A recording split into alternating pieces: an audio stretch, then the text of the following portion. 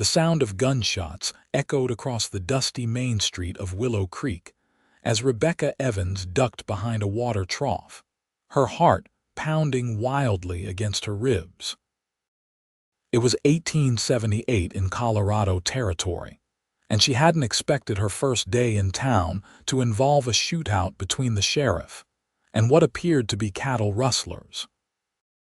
The hem of her blue calico dress was now soaked and muddy, but that was the least of her concerns as bullets splintered the wooden buildings around her.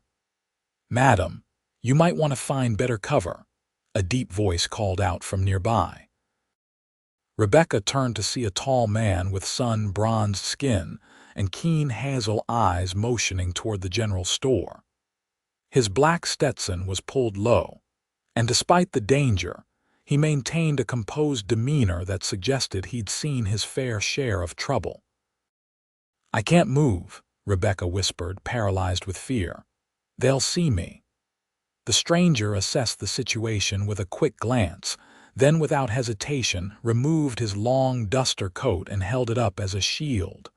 "When I count to 3, run to the store. I'll cover you." His voice was steady and reassuring.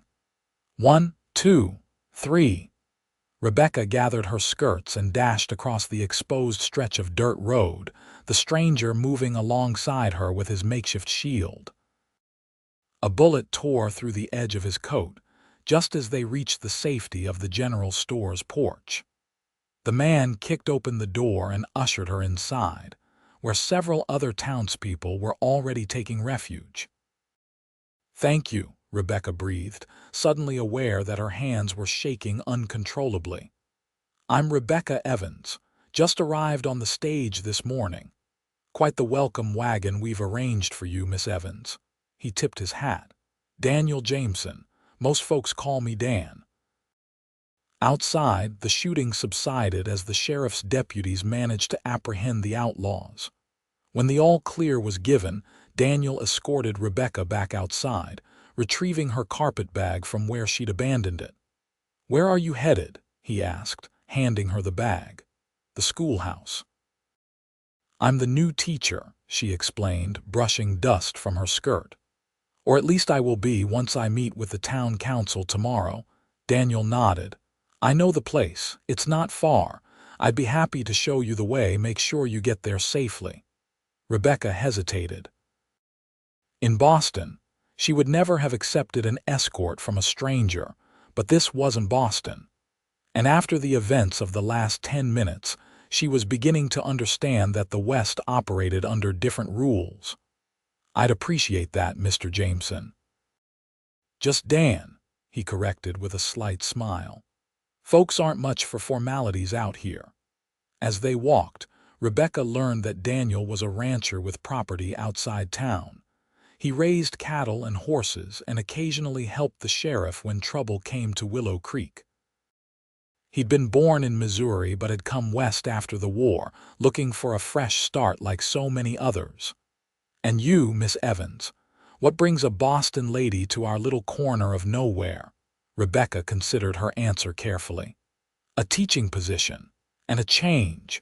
Boston held too many memories."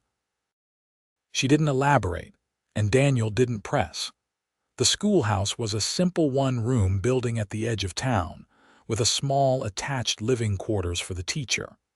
It was modest but clean, and Rebecca felt a sense of relief as Daniel helped her inside with her belongings. "Town council had some women come in and ready the place," he explained. "They've stocked the pantry with enough to get you through a week or so." "That's very kind," Rebecca said, genuinely touched by the thoughtfulness. "Folks here look after each other," Daniel replied. "It's how we survive." He paused at the door. "Church is Sunday at 10 if you're inclined. It's a good way to meet everyone." Rebecca nodded. "I'll be there." "Until then, Miss Evans." Daniel tipped his hat again and stepped back out into the fading afternoon light. Rebecca watched him go, his tall figure cutting a striking silhouette against the setting sun. She had come west to escape her past and start anew. A handsome rancher with kind eyes hadn't figured into her plans, but she couldn't deny the fluttering in her chest when he'd smiled at her. She closed the door, leaning against it with a sigh. Willow Creek was nothing like Boston, but perhaps that was exactly what she needed. The week passed quickly as Rebecca settled into her new role. The schoolhouse needed considerable work before the children would return from summer break, and she threw herself into cleaning and organizing with gusto. Several women from town came to help and introduce themselves, bringing food and gossip in equal measure. By Sunday morning, Rebecca had learned quite a bit about Willow Creek and its residents. She knew that Sheriff Miller was fair but strict, that Mrs. Peterson at the general store extended credit to struggling families, and that the saloon owner, a Mr. Thornton, was considered a necessary evil.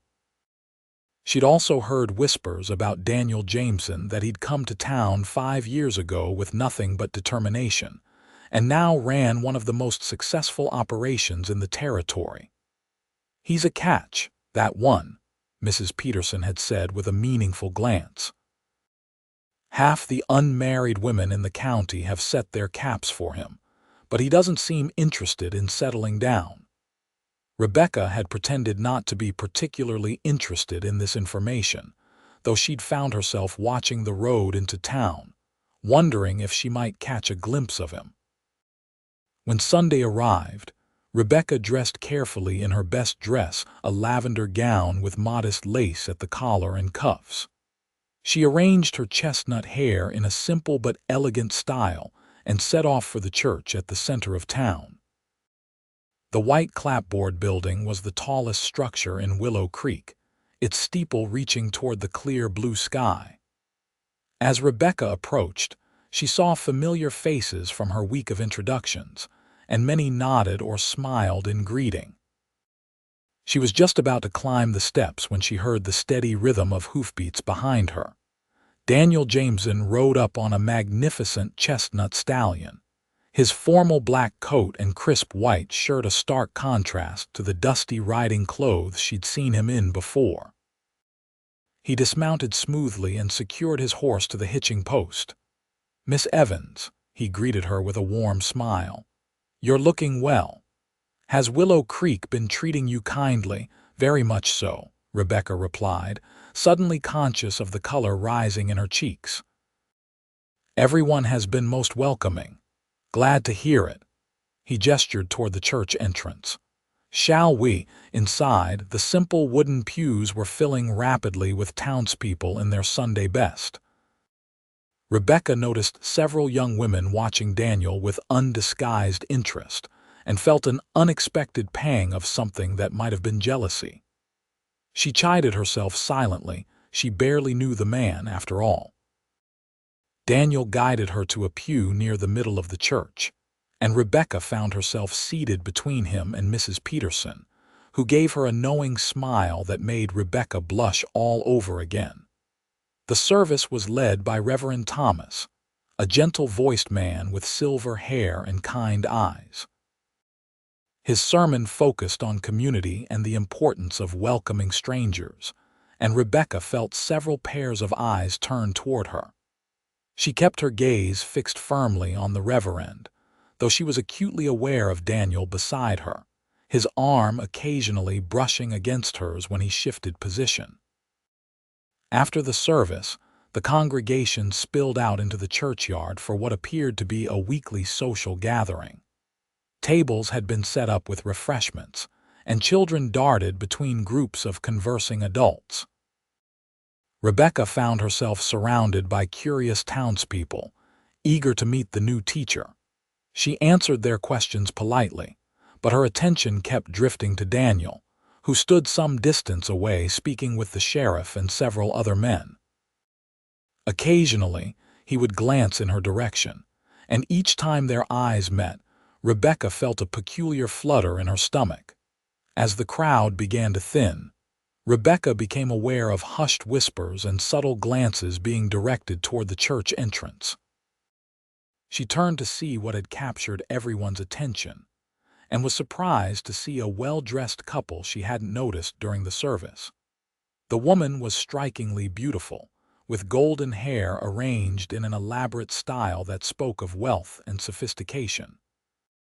The man beside her was older, his suit finely tailored, his silver-streaked beard neatly trimmed.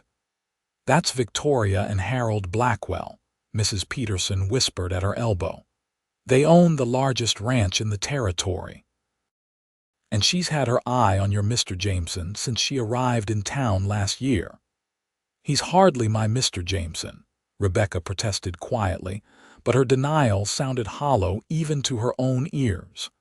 "Victoria makes quite a show of arriving late to church, Mrs. Peterson continued, ignoring Rebecca's comment. "Likes to make an entrance, that one." Rebecca watched as the couple made their way through the crowd, receiving deferential nods and greetings. Victoria's gaze swept over the gathering until it landed on Daniel, and her painted lips curved into a smile that made Rebecca instantly wary. "Daniel, darling," Victoria called out, her voice carrying clearly across the churchyard. "I was hoping to see you today."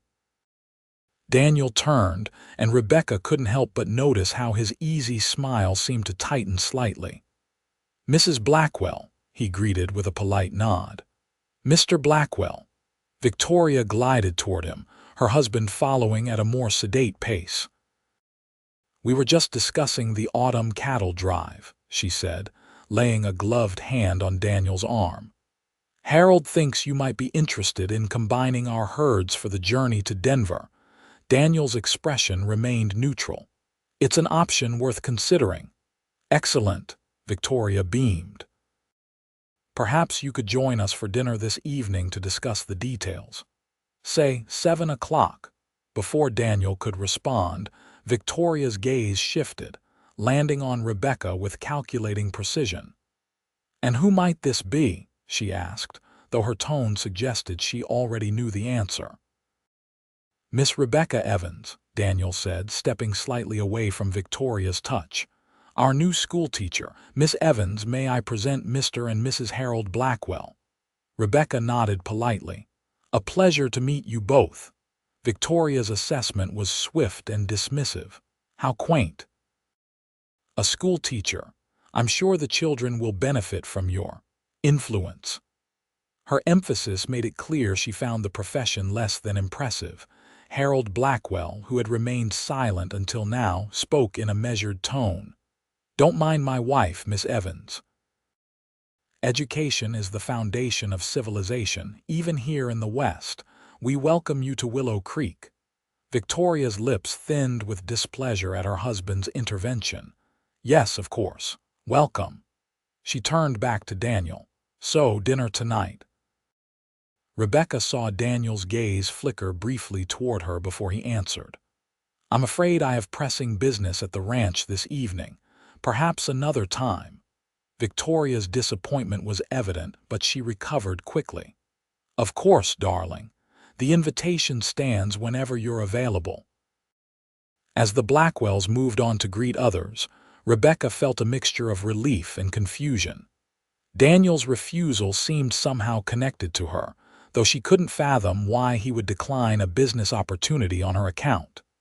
"Miss Evans," Daniel's voice interrupted her thoughts. "Would you allow me to escort you home? I noticed you walked to church, and the sun is quite strong today." Rebecca hesitated, aware of the curious glances from those nearby. "That's very kind, but I wouldn't want to delay you from your pressing ranch business." A smile tugged at the corner of his mouth. "I may have exaggerated the urgency somewhat." "To avoid dining with the Blackwells?" she asked, lowering her voice. Daniel's smile widened. "Let's just say that some invitations come with strings attached that I'm not eager to pull on." The implication was clear, and Rebecca felt a surge of satisfaction that she immediately tried to suppress. "Well, in that case, I would appreciate the escort, though I warn you it may set tongues wagging. In a town this size, Miss Evans, breathing sets tongues wagging." He offered his arm. "Shall we?" Rebecca placed her hand on his arm, acutely aware of the firm muscle beneath the fabric of his coat. As they made their way toward his horse, she sensed Victoria Blackwell's cold stare following their departure. Daniel helped Rebecca onto his horse, then mounted behind her. The proximity was shocking by Boston standards. She could feel the solid warmth of his chest against her back, and his arms encircled her as he took the reins. Rebecca was grateful he couldn't see her face, certain that her cheeks were flaming red. They rode in silence for a moment before Daniel spoke. "I should apologize for Victoria's behavior. She can be territorial. About property she doesn't own," Rebecca asked before she could stop herself. Daniel's chuckle rumbled against her back. "You're direct, Miss Evans." "I appreciate that quality." "Rebecca," she corrected him. "If I'm to call you Daniel, it seems only fair." "Rebecca," he repeated, and she liked the way her name sounded in his deep voice. "To answer your question, yes, Victoria has certain ideas about the future that I don't share. Her husband is considerably older than she is, and I believe she's already planning for widowhood. And you're to be part of those plans. According to her, yes. According to me, absolutely not." Rebecca smiled, oddly relieved. "I see." They reached the schoolhouse all too soon. Daniel dismounted first, then reached up to help Rebecca down. His hands spanned her waist, and for a brief moment as he lowered her to the ground, their faces were inches apart. Rebecca caught her breath, certain he was about to kiss her, but he set her gently on her feet and stepped back. "Thank you for the escort," she said, smoothing her skirts to hide her disappointment. "My pleasure." He hesitated, then added, "I was wondering if you might like to join me for supper on Friday evening. There's a respectable restaurant in town, nothing fancy, but the food is good." Rebecca's pulse quickened. "I would like that very much. Good." His smile was genuine and warm. "I'll call for you at 6 if that suits." "It does." He tipped his hat and mounted his horse again. "Until Friday, then." Rebecca watched him ride away, her heart lighter than it had been in months.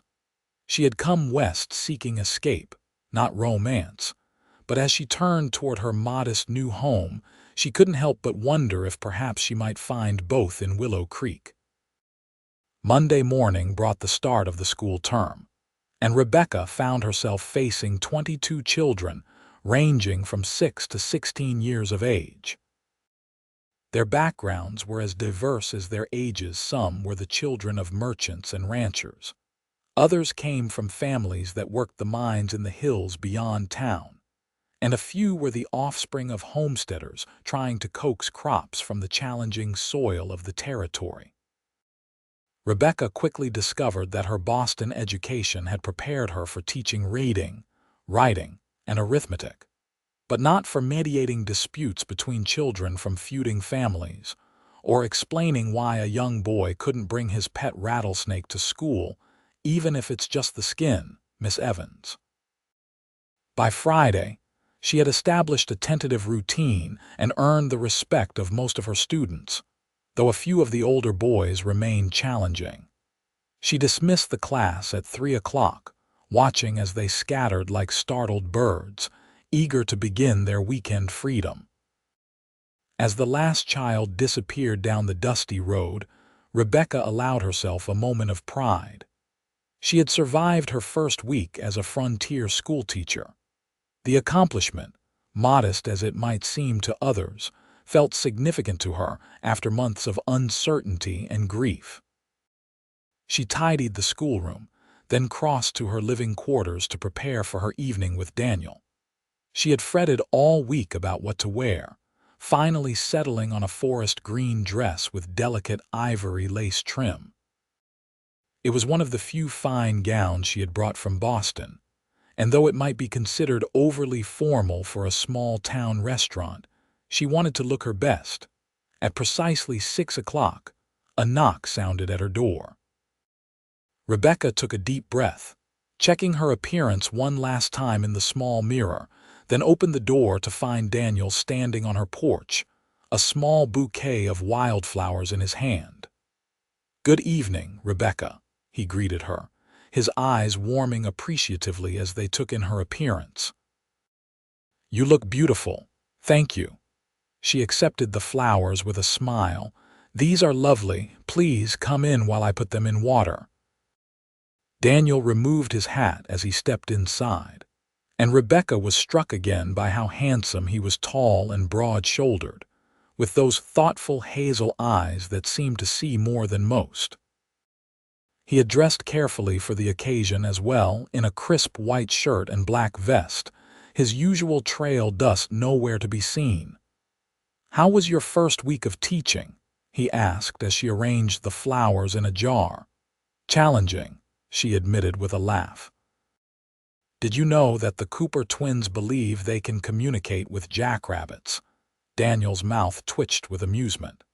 "Their father has similar notions, claims he can predict storms by the way his beard curls." Their easy conversation continued as they walked to town. The restaurant was indeed modest by Boston standards, but clean and welcoming. The proprietor, Mrs. Hollister, greeted them with obvious pleasure and showed them to a table near the window. "I've reserved our best spot for you, Mr. Jameson," she said with a wink. "Not often we see you in town for a social occasion." Rebecca noticed several other diners watching them with undisguised curiosity, and she realized that their dinner together would be the subject of town gossip by morning. Strangely, she found she didn't mind. There was something refreshing about the straightforward interest of the townspeople, so different from the veiled remarks and subtle innuendos of Boston society. Over a simple but delicious meal of roast beef and vegetables, Rebecca learned more about Daniel's life in Willow Creek. He had arrived with little more than a dream and determination, working first as a ranch hand before saving enough to buy a small parcel of land. Through hard work and smart decisions, he had expanded his holdings and built a reputation as one of the most respected ranchers in the territory. "It hasn't always been easy," he admitted, his expression growing serious.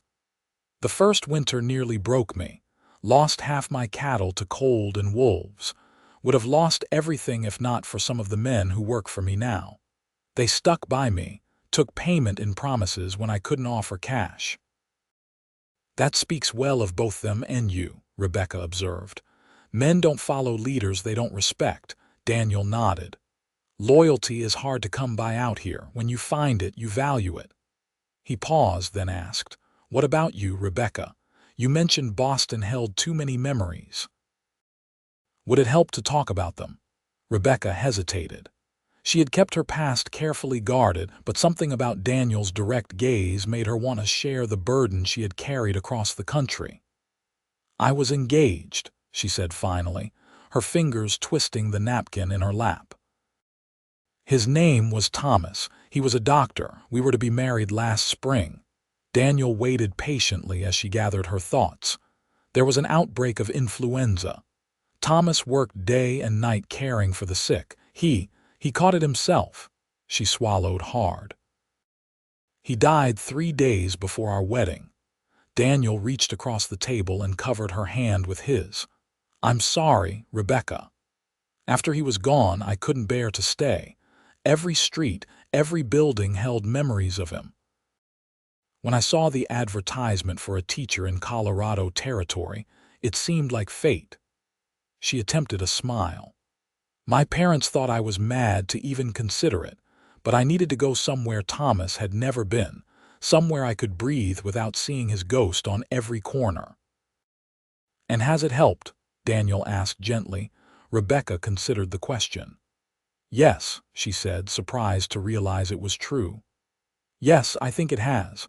I still miss him, but the pain isn't as sharp here. It's as if the mountains and the sky are big enough to absorb some of it." Daniel nodded in understanding. The West has a way of putting things in perspective, makes a person's troubles seem smaller against all this open space. They fell into companionable silence for a moment, and Rebecca was grateful that he didn't offer empty platitudes or awkward sympathy. His quiet understanding was more comforting than any words could have been. As they finished their meal, the door to the restaurant opened, and Rebecca looked up to see Victoria Blackwell enter, followed by her husband. Victoria paused dramatically when she spotted Daniel and Rebecca, her surprise so obviously feigned that Rebecca almost laughed aloud. "Daniel, what a pleasant coincidence," Victoria exclaimed, sweeping toward their table. "Harold and I decided to dine in town tonight rather than face another evening of our cook's uninspired efforts." She barely glanced at Rebecca before continuing. "We've missed you at church the past 2 Sundays. I do hope you're not falling into ungodly habits." Daniel rose politely. "Just busy with ranch matters, Mrs. Blackwell. Nothing to concern yourself with." Victoria's gaze shifted to Rebecca, her assessment cool and calculating. "And Miss Evans, still settling into our little community, I see." "Quite happily," Rebecca replied with a polite smile. "The children are wonderful, and everyone has been most welcoming." "How fortunate," Victoria said, her tone suggesting she found it anything but. "Though I imagine it must be quite an adjustment from Boston society. The refinements you're accustomed to are somewhat lacking here." "I find that true character is revealed not by refinement, but by kindness," Rebecca responded, maintaining her smile even as she met Victoria's gaze directly. Harold Blackwell coughed to cover what might have been a chuckle. "Well said, Miss Evans." He nodded to Daniel. "Jameson, I'd still like to discuss that cattle drive when you have a moment. No rush." "I'll ride out to your place next week," Daniel promised. Victoria's lips thinned with displeasure at being outmaneuvered. "We'll leave you to your evening, then." "Daniel, do remember that the Miller's dance is next Saturday. I've saved you a spot on my dance card." After the Blackwells moved to their own table, Daniel shook his head apologetically. "I should have anticipated they might be here. It's a small town," Rebecca said with a shrug. "Encounters are inevitable, true enough." Daniel's expression grew thoughtful. "Though I suspect this one wasn't entirely coincidental. Victoria has a remarkable talent for appearing wherever I happen to be." "She seems quite determined," Rebecca observed, trying to keep her tone neutral. "Unfortunately," Daniel signaled for the bill. "Would you like to take a walk before I escort you home? The evening's mild, and the sunset should be spectacular from the ridge just outside town." Rebecca nodded, eager to extend their time together. As Daniel paid for their meal, she was aware of Victoria watching them from across the restaurant, her displeasure evident in the rigid set of her shoulders. Outside, the evening air was indeed pleasant, with just enough of a breeze to carry the scent of sage and distant pine. Daniel offered Rebecca his arm, and they strolled along the edge of town toward a gentle rise that offered a view of the valley beyond. "Victoria doesn't strike me as a woman who gives up easily," Rebecca remarked as they walked. Daniel sighed. "She isn't. But I've made my lack of interest clear, and if Harold has any suspicions about his wife's intentions, he's chosen not to acknowledge them. It seems an unhappy arrangement. I believe it was a marriage of convenience from the start." Victoria gained wealth and position. Harold gained a young, beautiful wife to showcase at social functions. Daniel's tone was matter of fact. "Not uncommon out here, where women are scarce and men with means can essentially purchase companionship." "That sounds terribly cynical," Rebecca said, though she knew such arrangements existed in Boston as well, albeit wrapped in more genteel language. "Perhaps," Daniel conceded, "but I've seen enough loveless marriages to know I'd rather remain alone than enter into such a bargain." They reached the ridge, and Rebecca gasped softly at the panorama before them. The setting sun painted the western sky in brilliant oranges and pinks, casting long shadows across the valley. In the distance, the mountains stood purple against the fading light, their peaks still crowned with snow despite the summer heat. "It's beautiful," she breathed. "Yes, it is," Daniel agreed, but when Rebecca turned, she found him looking not at the sunset but at her. Her heart skipped a beat as he reached out to brush a strand of hair from her cheek, his touch feather light against her skin. "Rebecca, I know you've come here to heal, and I respect that. I have no wish to rush you or press unwanted attentions upon you. But I find myself thinking about you far more often than is probably wise." Rebecca felt a warmth spreading through her chest at his words. "And I find myself looking for you whenever I'm in town," she admitted softly. His smile was gentle as he took her hands in his. "Then perhaps we might see where this leads, at whatever pace suits you best." "I'd like that," Rebecca whispered, suddenly certain that Thomas would have wanted her to find happiness again.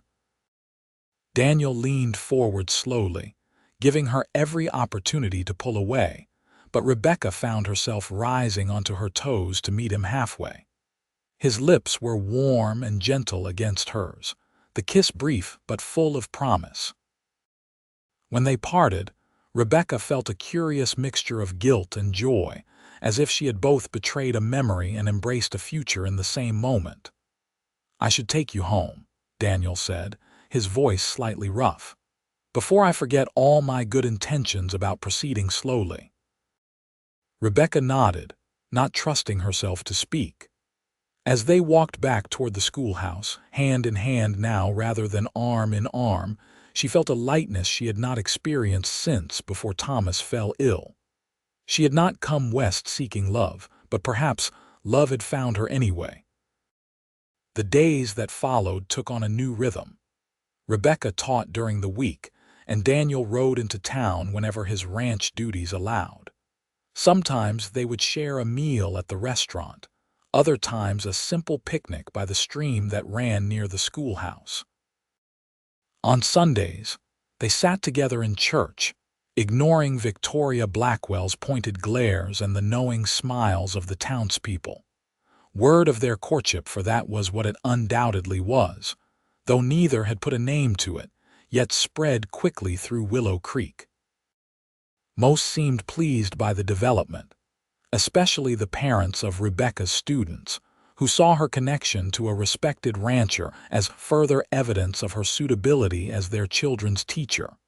Victoria, however, made no attempt to hide her displeasure. Her comments when they encountered each other grew increasingly barbed, though always cloaked in a veneer of social politeness that made direct confrontation impossible. "Miss Evans," she greeted Rebecca one afternoon as they both examined fabric at Mrs. Peterson's store. "Shopping for a new dress." "How charming. Though I fear the selection here is rather limited. Perhaps in Denver you might find something more suitable for entertaining a man of Daniel's position." "I find that genuine affection matters more than fashionable attire, Mrs. Blackwell," Rebecca replied evenly. "But thank you for your concern." Victoria's painted smile didn't reach her eyes. "Of course, dear, though affection, like fashion, can be so terribly fleeting."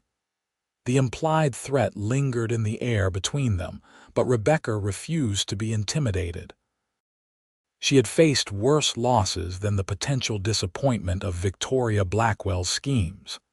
As summer gave way to autumn, Rebecca's feelings for Daniel deepened from attraction to something more profound.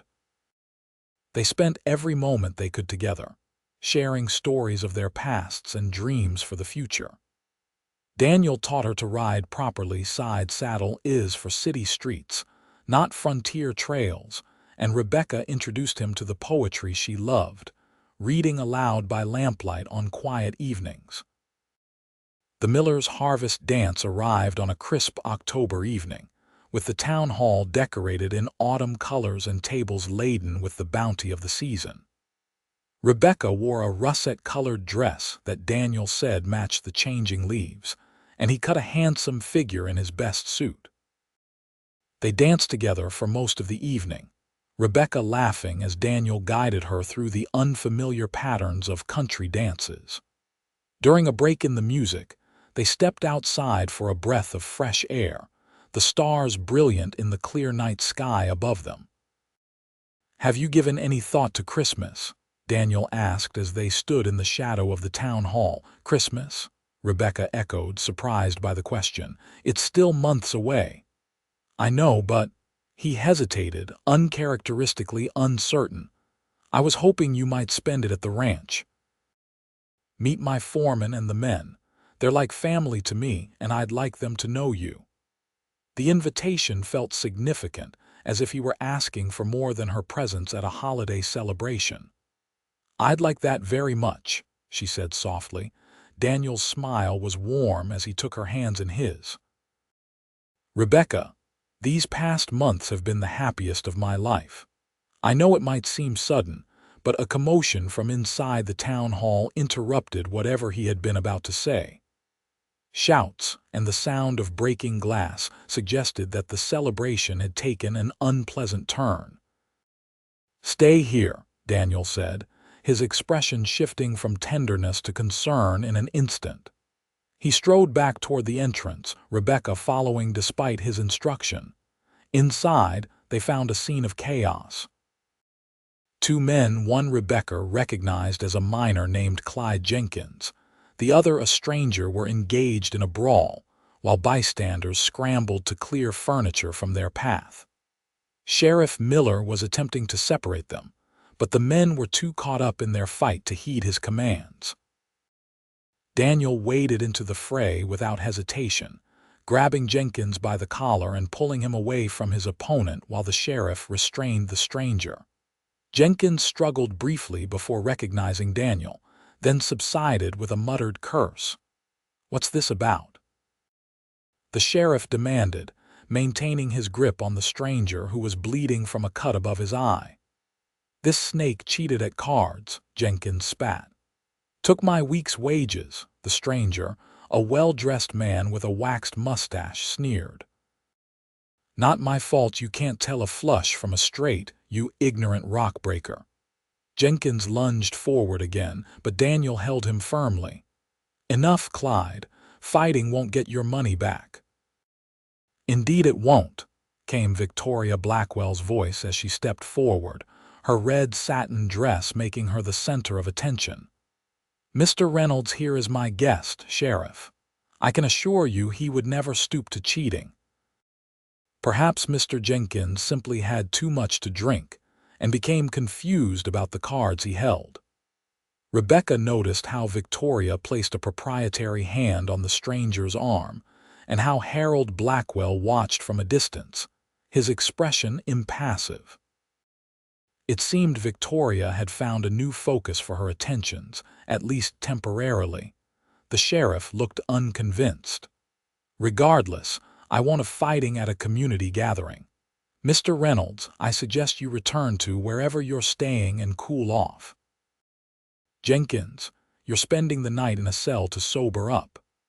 As the sheriff led Jenkins away, Victoria turned to the stranger Reynolds with a solicitous smile.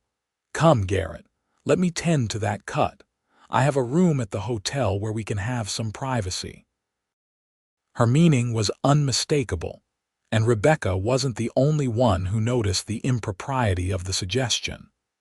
A ripple of whispers spread through the onlookers, and several of the town matrons exchanged scandalized glances. Harold Blackwell finally stepped forward. "Victoria, it's time we returned home." For a moment, it seemed Victoria might refuse, but something in her husband's steady gaze made her reconsider. With a brittle laugh, she adjusted her stance. "Of course, darling. I only meant that doctor. Wilson could attend to Mr. Reynolds there, away from the excitement." No one believed the hasty explanation, but Harold nodded as if accepting it at face value. "Mr. Reynolds can seek medical attention on his own, I'm sure. Our carriage is waiting." As the Blackwells departed, an awkward silence fell over the gathering. Mrs. Miller, ever the practical hostess, clapped her hands to reclaim attention. Well now, let's not let one little disagreement spoil our evening. Music, please." The musicians obediently struck up a lively tune, and gradually the dancers returned to the floor, though the incident remained the subject of whispered conversations in every corner. Daniel guided Rebecca back outside, where the cool air was a welcome relief after the stuffiness of the hall. "I'm sorry about that," he said. "Not exactly the romantic evening I had planned." "It's hardly your fault," Rebecca assured him, "though I must say Victoria seems determined to create scandal wherever she goes." Daniel shook his head. "Harold deserves better. He's a decent man for all his faults. Do you think he knows about her interests in other men? I think he chooses not to know, which amounts to the same thing in the end." Daniel sighed. "But I didn't bring you out here to discuss the Blackwells." He took both her hands in his expression serious. "Rebecca, before we were interrupted, I was about to ask you something important, something I've been considering for weeks now." Rebecca's heart began to race as she realized what might be coming. "Yes, I love you," he said simply. "I think I began falling in love with you the moment you ran across that street during the shootout, looking terrified but determined all at once. These months together have only confirmed what I knew then, that you're the woman I want to share my life with." He dropped to one knee, still holding her hands. "Rebecca Evans, would you do me the honor of becoming my wife?" Tears sprang to Rebecca's eyes as emotions washed over her: joy, surprise, a bittersweet pang of remembrance for another proposal years ago, and finally, a deep certainty that this was right. "Yes," she whispered. Then louder, "Yes, Daniel, I love you and I would be honored to be your wife." His smile was radiant as he rose and pulled her into his arms, kissing her with a passion that left her breathless. When they finally parted, he reached into his pocket and withdrew a small velvet pouch. "I had this made in Denver," he explained, tipping a delicate gold ring with a small pearl into his palm. "It's not as grand as what you might have had in Boston, but it's perfect," Rebecca interrupted, holding out her trembling hand so he could slide the ring onto her finger. "Absolutely perfect." They returned to the dance with fingers entwined and matching smiles, their happiness so evident that announcements seemed unnecessary. Word spread quickly through the gathering, and they received congratulations from all sides, genuine from most, perfunctory from a few who had harbored hopes of catching Daniel's interest themselves. Only Victoria's reaction cast a shadow on their joy. When she and Harold returned briefly to the dance, apparently having resolved whatever tension had arisen between them, her face darkened visibly at the sight of Rebecca's ring. "Engaged? How?" "Surprising," she said when they encountered each other near the refreshment table. "And rather sudden, isn't it? One might almost suspect a reason for the haste." Her implication was clear, and Rebecca felt her cheeks burn with indignation. Before she could respond, Harold spoke up unexpectedly. "Not everyone shares your cynical view of marriage, my dear," he said mildly. "Some people actually marry for love." He turned to Rebecca with a genuine smile. "Congratulations, Miss Evans. Jameson is a fortunate man." "Thank you, Mr. Blackwell," Rebecca replied, touched by his kindness. Victoria's lips compressed into a thin line, but she said nothing more as Harold guided her away, his hand firm on her elbow. "I believe Harold just surprised us all," Daniel murmured, watching them go.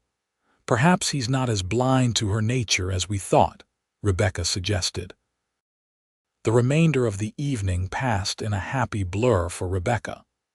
They set no specific date for the wedding, agreeing only that it would be sometime after Christmas. Daniel wanted to add a proper second bedroom to his ranch house before bringing her home as his bride, to give you a space of your own, even though I hope you'll share mine. And Rebecca appreciated both his thoughtfulness and his respect for propriety. As October gave way to November, Rebecca found herself busier than ever. In addition to her teaching duties, she began preparations for her future as a rancher's wife. Mrs. Peterson and several other town women took her under their wings, teaching her the skills she would need: how to preserve food for winter, how to treat common ailments when a doctor might be days away, how to manage a household with resources that sometimes grew scarce. Daniel rode into town whenever he could, often staying for Sunday dinner after church before returning to the ranch. The distance between them was difficult, but Rebecca understood the demands of his work, especially as winter approached and the cattle needed extra care. "Next year at this time, you'll be by my side through all of it," he promised during one visit, his eyes warm with anticipation. "I never thought I'd find someone willing to embrace this life: the isolation, the hard work, the uncertainty. I never thought I'd find love again after Thomas," Rebecca admitted. "It seems we've both been surprised." Their happiness, however, was not without complications. Victoria Blackwell continued to cast a shadow over their relationship, her pointed remarks and veiled threats a constant irritant. Rumors began to circulate about her increasingly indiscreet behavior with Garrett Reynolds, who had taken up residence in Willow Creek, ostensibly to invest in mining operations. "She's playing a dangerous game," Mrs. Peterson confided to Rebecca one afternoon as they worked together on a quilt for Rebecca's future home. "Reynolds has a reputation as a gambler and worse. There are whispers he killed a man in Denver last year, nothing proven, mind you, but the talk follows him." Rebecca frowned. "Does Harold know about these rumors? If he doesn't, he's the only one in town who doesn't," Mrs. Peterson said with a sniff. "But a man can ignore a great deal when acknowledging it would force him to act." The situation came to a head the Sunday before Thanksgiving. Rebecca had spent the morning helping the children prepare for their Christmas pageant and arrived at church just as the service was about to begin. Daniel, who had been waiting for her on the steps, greeted her with a warm smile and offered his arm. "You look lovely," he murmured as they entered the church together. The congregation was already seated, with only a few spaces remaining. Rebecca saw Victoria and Harold in their usual pew near the front, and was surprised to notice Garrett Reynolds seated beside Victoria, his posture suggesting familiar ease. Harold sat rigidly on Victoria's other side, staring straight ahead, his expression fixed and unreadable. As Daniel and Rebecca made their way down the aisle, a sudden hush fell over the congregation. Rebecca became aware of many eyes following their progress and whispers that seemed to swell and recede like waves. "What's happening?" she whispered to Daniel. Before he could answer, Victoria turned in her seat, her gaze landing on Rebecca with calculated malice. "Well, if it isn't the schoolteacher and her rancher," she said, her voice carrying clearly in the hushed church. "How convenient that you found each other. A man in need of respectability and a woman with a questionable past." Rebecca froze, her hand tightening on Daniel's arm. "I beg your pardon." Victoria's smile was triumphant. "Oh, did you think your secret was safe, Miss Evans, that no one would discover why you really left Boston?" She glanced around at the rapt faces of the congregation. "Our pious schoolteacher abandoned her fiancé when he fell ill with influenza. Couldn't bear to nurse a sick man, could you? Ran away rather than fulfill your vows." The accusation struck Rebecca like a physical blow. "That's not true," she gasped. "Thomas died. He died before our wedding. According to a letter I received from my cousin in Boston, he died well after you fled west," Victoria continued relentlessly. "Abandoned by the woman who claimed to love him, left to die alone while you sought adventure in the territories." Rebecca felt the room spinning around her. The timing was wrong. Victoria's accusation made no sense, but the public nature of the attack left her disoriented and defenseless. Daniel stepped forward, his face tight with anger. "That's enough, Victoria. Whatever game you're playing stops now." "Game? I'm merely concerned for your welfare, Daniel," Victoria replied with mock innocence. "You deserve to know the true character of the woman you intend to marry." The congregation had turned as one to stare at Rebecca, their expressions ranging from shock to disbelief to the beginnings of judgment. She felt the weight of their regard like a physical pressure, crushing the breath from her lungs. "Rebecca would never abandon someone in need," Daniel stated firmly.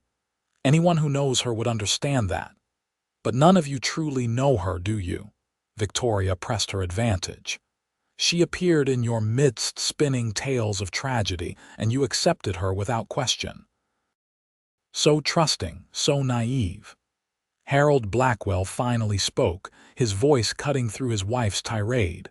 "Victoria, this is neither the time nor the place for such accusations." "When is the right time to expose a fraud?" Victoria demanded, her composure slipping. "When she has ensnared Daniel completely. When she has access to his property, his wealth." Rebecca found her voice at last, though it trembled with emotion. "I did not abandon Thomas. He died of influenza on April 18, 1877, 3 days before our wedding was to take place. I nursed him myself until the end, along with his mother and sister." She met Victoria's gaze directly. "Your cousin is either mistaken or lying, Mrs. Blackwell." The absolute conviction in Rebecca's tone gave even Victoria pause. A murmur ran through the congregation as people exchanged uncertain glances. "Miss Evans has been nothing but a blessing to this community since her arrival," Mrs. Peterson declared, rising from her seat. "I won't sit by and listen to these baseless accusations."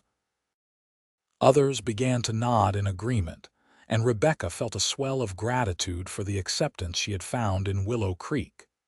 But the damage had been done, the seed of doubt had been planted, and even if most rejected Victoria's claims, the whispers would continue. Reverend Thomas, who had been watching the confrontation with growing concern, stepped forward from the pulpit. "Brothers and sisters, we have gathered here to worship God, not to engage in rumor and accusation. Let us remember the commandment to love one another, and to judge not lest ye be judged." Victoria opened her mouth as if to continue, but Harold stood abruptly. "My wife is unwell," he announced, his voice cold and formal. "We will be leaving now. My apologies for the disruption, Reverend." He grasped Victoria's arm and pulled her to her feet with firm authority. For once, she seemed too surprised to resist, allowing herself to be led toward the exit, Garrett Reynolds trailing behind them with obvious reluctance. As they reached the door, Harold turned back briefly. "Miss Evans, I apologize for my wife's behavior. Please know that her accusations reflect only her own character, not yours." The door closed behind them with a finality that left the church in stunned silence. Reverend Thomas cleared his throat. "Let us pray," he suggested, and the congregation gratefully bowed their heads, eager for the familiar ritual to restore normalcy. Rebecca stood rigidly beside Daniel, her mind reeling. The service passed in a blur, and she was barely aware of the hymns they sang or the sermon that followed. All she could think of was Victoria's malicious attack, and the curious expressions that still turned her way whenever she glanced up. When the service finally ended, Daniel guided her quickly outside, shielding her from the concerned inquiries and curious stares of their neighbors.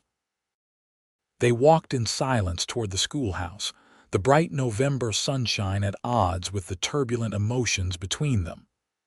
"I'm sorry," Daniel said when they were alone at last. "Victoria has always been spiteful, but this was beyond anything I expected." Rebecca nodded, still numb from the public humiliation. Why would she do this? What purpose does it serve to spread such lies? She wants to discredit you, Daniel said grimly. To drive a wedge between us, to make the townspeople question your character.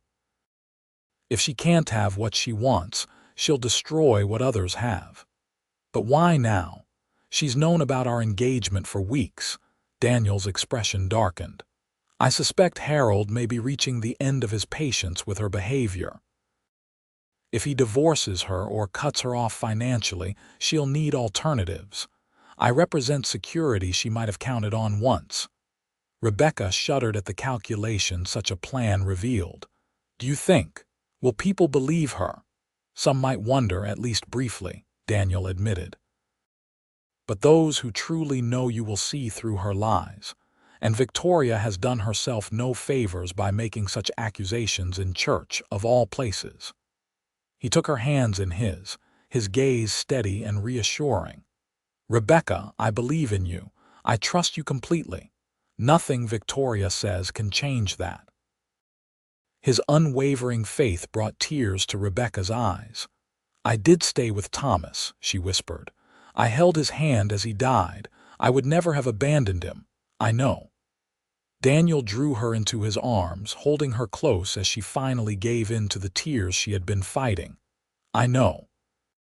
The weeks following Victoria's accusation were difficult for Rebecca. Though most of the townspeople seemed to dismiss the rumors, she sensed a subtle shift in how some regarded her, a hesitation, a thoughtful assessment before greeting her, as if they were reconsidering what they thought they knew.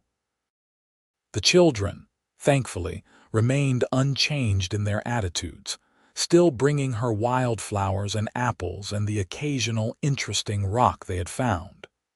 Their simple acceptance was a balm to Rebecca's wounded spirit. Daniel rode into town more frequently than before, his presence a silent declaration of his continued faith in her. Each time he appeared at the schoolhouse door or waited for her after church, Rebecca felt a renewed surge of love and gratitude for this man who stood beside her without question. Victoria and Harold Blackwell were noticeably absent from church the next 2 Sundays, which sparked a fresh round of gossip. According to Mrs. Peterson, who seemed to have sources in every household, Harold had confined Victoria to their ranch after the church incident, forbidding her to receive visitors, including Garrett Reynolds, who had apparently departed Willow Creek in some haste. Harold may be patient, but he's not a fool, Mrs. Peterson confided. They say he finally confronted her about Reynolds, and it wasn't pretty. The servants heard shouting that went on for hours. Rebecca took no pleasure in Victoria's troubles, despite the woman's cruelty toward her. There was something deeply sad about a marriage so empty that one partner would seek fulfillment through malice and illicit affairs. As December arrived, bringing with it the first heavy snows of the season, Rebecca's spirits gradually lifted. The Christmas pageant was a success, with even the most reluctant students performing their parts with unexpected enthusiasm. Daniel attended, watching from the back of the schoolroom with evident pride as Rebecca guided her pupils through their recitations and carols. "You're a natural teacher," he told her afterward as they walked together through the gently falling snow. "Those children adore you." Rebecca smiled, accepting the compliment. "I love teaching them. They're so eager, so resilient. Even the Cooper twins have stopped trying to convince me that jackrabbits can predict the future." "A miracle indeed," Daniel laughed. Then his expression grew more serious. "Rebecca, I've been thinking about our wedding." Her heart quickened. "Yes, I know we said after Christmas, but I don't want to wait any longer. The second bedroom is finished and the house is ready for you. What would you say to Christmas Eve? A small ceremony with just our closest friends, then you could come home to the ranch with me that night as my wife." The idea of becoming Daniel's wife in just over 2 weeks sent a thrill of anticipation through Rebecca. "Yes," she said without hesitation. Christmas Eve would be perfect. His smile was radiant as he pulled her close, heedless of who might be watching. "I'll speak to Reverend Thomas tomorrow. Mrs. Peterson and her sewing circle will probably want to help with your dress, if you'll let them." "I'd be honored," Rebecca said, touched by the thought of the town women working together to prepare for her wedding. Despite Victoria's attempts to turn them against her, she had found true acceptance in Willow Creek. The days that followed passed in a whirlwind of preparation. The news of their Christmas Eve wedding spread quickly, and offers of assistance poured in from all quarters. Mrs. Hollister insisted on providing the wedding supper. Mrs. Miller offered the use of her best tablecloths and silver, and Mr. Peterson promised to decorate the church with evergreen boughs and red ribbons. Rebecca wrote to her parents in Boston with the news, knowing they would receive it well after the ceremony had taken place. Their disapproval of her move west had strained their relationship, but she hoped the knowledge that she had found happiness again might begin to heal the breach. As promised, Mrs. Peterson organized a sewing circle to create Rebecca's wedding dress. Using fabric ordered specially from Denver ivory silk, with delicate lace overlay, the women worked together to fashion a gown that, while simpler than Boston fashion dictated, was nonetheless elegant and flattering. "You'll be the most beautiful bride Willow Creek has ever seen," Mrs. Peterson declared at the final fitting, her eyes suspiciously bright. "Daniel won't know what hit him." Daniel himself was busy with preparations of his own, making sure the ranch house was thoroughly cleaned and stocked with provisions that would see them through the winter months.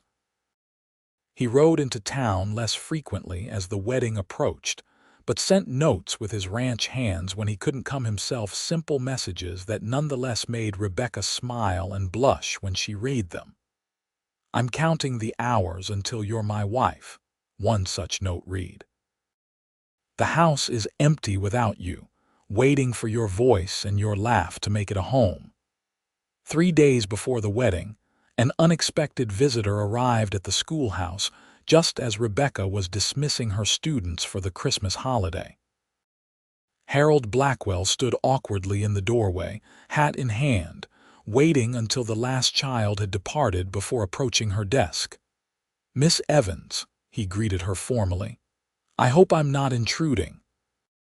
"Not at all, Mr. Blackwell," Rebecca replied, curious about his presence but determined to be polite.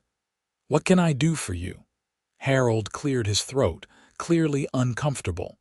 "I've come to apologize again for my wife's behavior. What she said about you in church was unforgivable." "You've already apologized, Mr. Blackwell. There was no need to come again." "There was," he insisted, "because I have something to tell you, something you should know before your wedding day." Rebecca tensed, fearing some new accusation or revelation. "Yes," Harold sighed heavily. "Victoria has left, returned to her family in the East. We are no longer together." The announcement took Rebecca by surprise. Despite the rumors of discord between the Blackwells, she hadn't expected such a definitive break. "I'm sorry," she said, and meant it. Harold's smile was sad but resigned. "Don't be. Our marriage was a mistake from the beginning, two people wanting different things, using each other to get them." He hesitated, then added, "Before she left, Victoria confessed that her accusations against you were fabricated. She had no cousin in Boston, no information about your past at all. She simply wanted to hurt you because she envied your happiness with Daniel." Relief washed over Rebecca, though she had never truly doubted the truth of her own past. "Thank you for telling me this. I thought you should know." "And," Harold paused again, "I wanted to wish you and Daniel every happiness. You deserve it, both of you."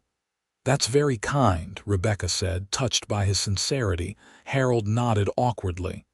"Well, I should be going. I won't be attending the wedding. It might be uncomfortable for all concerned, but please accept my congratulations nonetheless." After he left, Rebecca sat for a long time at her desk, considering the strange twists of fate that had brought her to this moment. She had come to Willow Creek seeking escape and found purpose instead in her teaching, in the community that had embraced her, and most of all in Daniel's love. The morning of Christmas Eve dawned clear and cold. The world outside Rebecca's window transformed into a glistening white landscape. She awoke early, too excited to sleep, and spent the quiet hours preparing herself for the day ahead. Mrs. Peterson and several other women arrived mid-morning to help her dress, their chatter and laughter filling the small living quarters with warmth and affection. They arranged Rebecca's hair in an elegant style, adorned with small white flowers, and helped her into the ivory gown that was their collective gift to her. "Something borrowed," Mrs. Peterson said, fastening a delicate pearl brooch to Rebecca's bodice. "My mother wore this on her wedding day." "Something blue," Mrs. Miller added, presenting a garter trimmed with blue ribbon. "For good luck and fidelity." By the time they were finished, Rebecca hardly recognized herself in the small mirror. The woman who gazed back at her seemed transformed not just by the elegant gown and carefully arranged hair, but by an inner radiance that came from deep happiness and certainty. "Daniel is a fortunate man indeed," Mrs. Peterson declared, blinking rapidly. "Now, let's get you to the church before the poor man thinks you've changed your mind." The ceremony was scheduled for noon, and as the women helped Rebecca into a fur-lined cloak to protect against the cold, she felt a momentary pang that neither of her parents would be present to witness her marriage. But the thought was quickly replaced by gratitude for the surrogate family she had found in Willow Creek, people who had stood by her, defended her, and now celebrated with her. The church was only a short distance away, but Sheriff Miller had insisted on providing his sleigh for the occasion. As Rebecca emerged from the schoolhouse, she was greeted by the sight of the sleigh waiting at the gate, decorated with evergreen boughs and red ribbons, the sheriff himself holding the reins of the two matched gray horses. "Can't have our bride trudging through snow on her wedding day," he said with a gruff smile. "Hop in, ladies. Your groom's waiting." The short journey to the church passed in a blur of excitement and anticipation. Rebecca's hands trembled slightly beneath her muff, not from cold but from the enormity of the step she was about to take. She was leaving behind not just her independence or her position as the schoolteacher, but also the last lingering shadows of her past grief. In marrying Daniel, she was embracing a future she had never imagined for herself, a life far removed from the Boston society she had been raised in, and she couldn't wait to begin. The church came into view, its simple white exterior made festive with holiday decorations. Rebecca could see people gathered outside despite the cold, waiting to witness her arrival. As the sleigh drew closer, the church doors opened, and Reverend Thomas stepped out, followed by Daniel. Even from a distance, she could see the love and anticipation in his face as he scanned the approaching sleigh.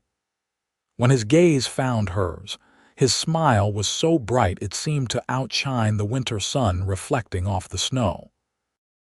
The sleigh came to a halt, and Sheriff Miller helped Rebecca down, careful not to let her dress trail in the snow.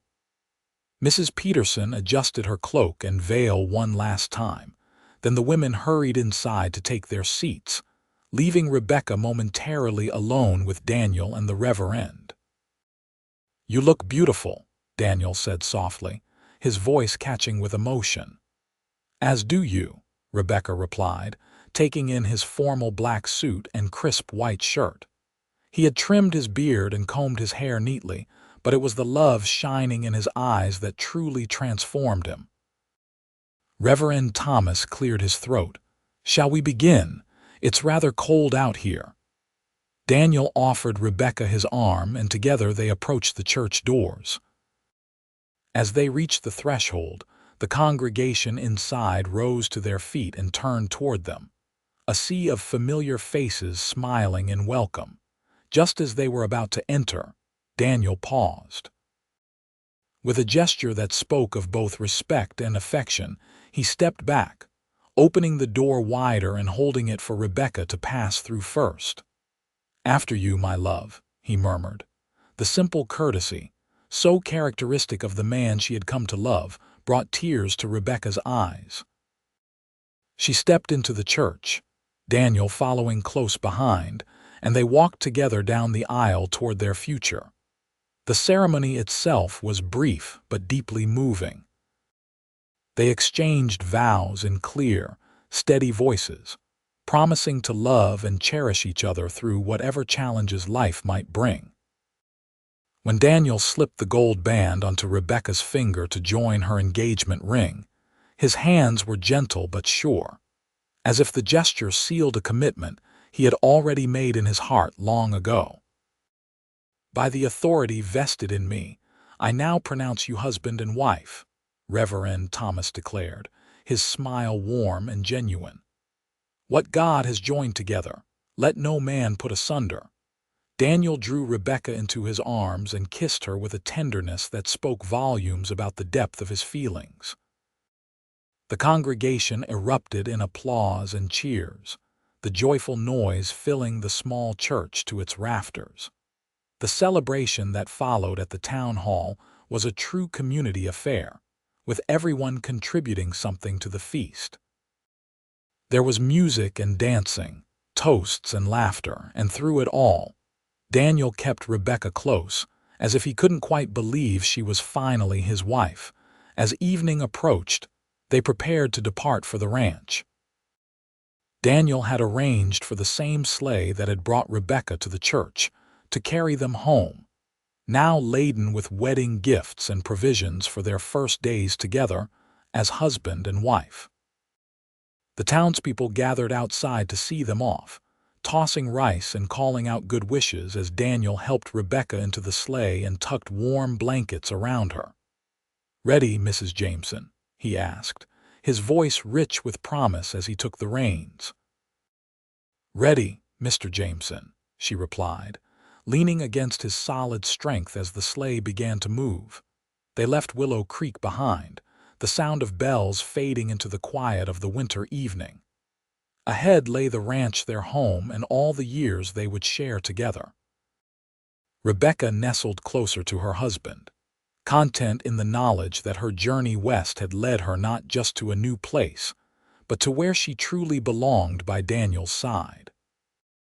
The sleigh moved swiftly over the snow-covered landscape, carrying them toward the future they would build together, a future filled with challenges, certainly, but also with the love they had found when they least expected it, in the vast and beautiful wilderness of the West.